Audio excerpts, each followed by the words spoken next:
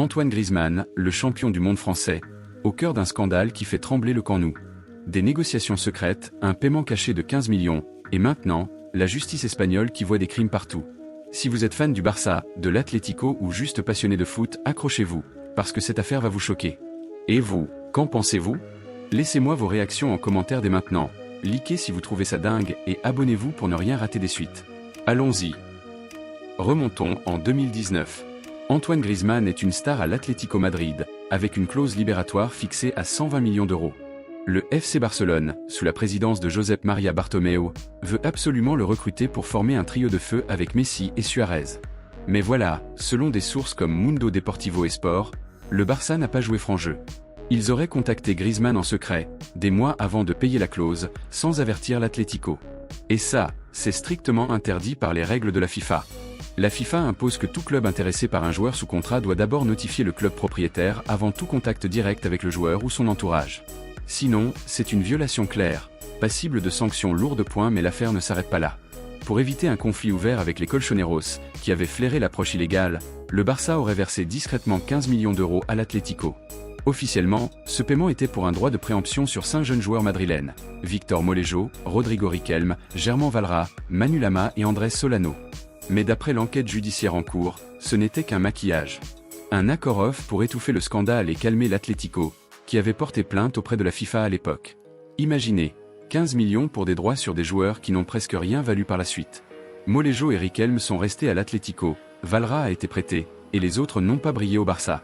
C'était clairement une compensation déguisée pour l'approche illégale de Griezmann. Et maintenant, en octobre 2025, cette histoire ressurgit avec force devant les tribunaux espagnols. Un juge de Barcelone, dans le cadre d'une vaste enquête sur les irrégularités financières sous Bartomeu, a identifié 2 crimes potentiels dans ce transfert: malversation, embezzlement et administration déloyale, unfair administration, avec des soupçons de faux en écriture comptable.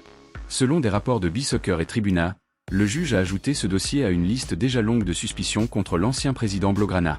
Bartomeu est déjà dans le viseur pour l'affaire Negreira, vous savez, ces paiements suspects à un ancien arbitre et d'autres contrats douteux, comme des commissions exorbitantes sur des transferts incluant Neymar et Griezmann lui-même, avec des allégations de 30 millions d'euros en commissions illégales. Qu'est-ce que ça veut dire pour le Barça?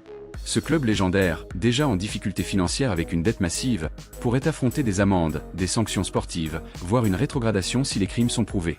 Joan Laporta, l'actuel président, a porté plainte contre Bartomeu pour malversation, et cette affaire Griezmann renforce le dossier. Griezmann, lui, est reparti à l'Atlético en 2021 après un passage mitigé au Barça, seulement 35 buts en 102 matchs, loin des attentes pour un tel investissement. Était-ce un flop sportif doublé d'un désastre judiciaire? Les fans du Barça, vous devez être furieux. Est-ce que Bartomeu a ruiné le club avec ses méthodes borderline? Ou est-ce juste une chasse aux sorcières pour régler des comptes internes? Et les supporters de l'Atlético, vous sentez-vous vengés après toutes ces années? Dites-moi tout en commentaire. Bartomeu coupable ou innocent jusqu'à preuve du contraire? Partagez vos théories les plus folles. Peut-être que Messi savait tout et c'est pour ça qu'il est parti? Likez si vous voulez une vidéo sur les autres scandales de Bartomeu, et n'oubliez pas de vous abonner pour suivre l'évolution de cette affaire en temps réel. J'adore lire vos réactions, ça rend la communauté foot vivante. Pour approfondir, rappelons le contexte. En mars 2019, des emails ont fuité montrant des négociations entre le Barça et Griezmann dès février, bien avant la date autorisée.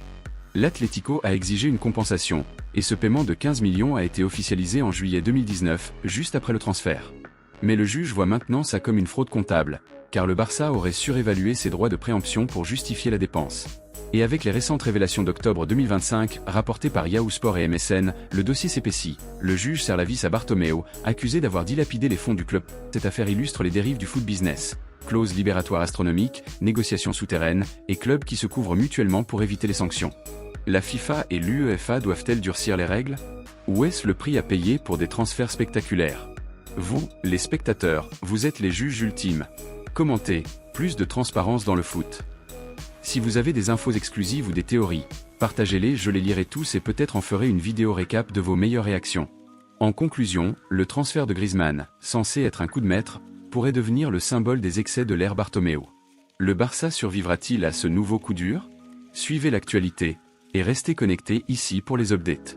Merci d'avoir regardé, likez, commentez, partagez, vos réactions font la différence. À bientôt pour plus de Scoop Foot. Peace.